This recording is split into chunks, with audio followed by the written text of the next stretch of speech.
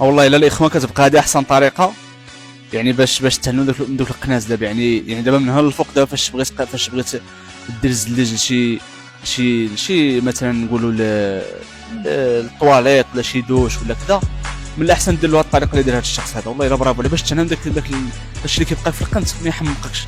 يعني مثلا التراب ولا كذا ولا تبغي تشطب هذيك القنت ما تبقاش تحمق راسك معاها. بهاد الطريقه اللي غيديرها الاخوان تبارك الله. شوفوا معايا، يعني واقيلا الزداجيه كلهم كيعرفوا هاد الطريقه، واقيلا خصك تقولها لهم انت، يعني على حساب واش انت بغيتيها ولا هما ديجا كيديروها، ولا انا بعدا بحال فايت واقيلا شفت هاد الطريقه دارها شي واحد.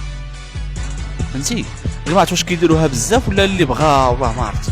المهم عطونا الاراء ديالكم في التعليق، حيت درت تما واحد الزدليجه على شكل مثلث كما كتشوفوا بهاد الطريقه. بهاد الطريقه تركب واحد الزدليجه تمايا باش كتهنا داك الماء يمشي لك القنت، كتبغي تسيق واخا الماء ماشي عائق كبير. هذاك الشيء فاش كتبغي تشطب، يعني داك الوسخ اللي كتشطب تمايا كيبقى في القنت كيمرض، كتبقى ديما كتعنكش معاه بالشطاب. فهمتي تما غتهنا دابا صافي. تما شو داك المثلث اللي غيجبد تما غادي تلصقو ديال القنيته وغتهنا، ولا غتهنا من القنات اللي كيمرضوك ديما.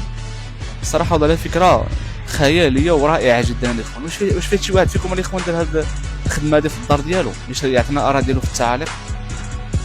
والله الا برافو على السيمات على مال طق طق. شوف الاخوان كيدلاش هذا السقه صافي وانت تهنيتي من داك المشكل. والله لا فكره الاخوان خياليه ورائعه جدا صراحه. ما كرهتش نبقى ندير هذه كاع، يبقاو يديروها مع الماء الزلاجيه ديال يجي يطرحها عليك، يطرح عليك هذه الفكره واش ندير لك بهذه الطريقه هذه ولا لا. المهم الاخوان اللي عجبوا الفيديو كيف تلقى يدير مع شي ابوني باش يجيو.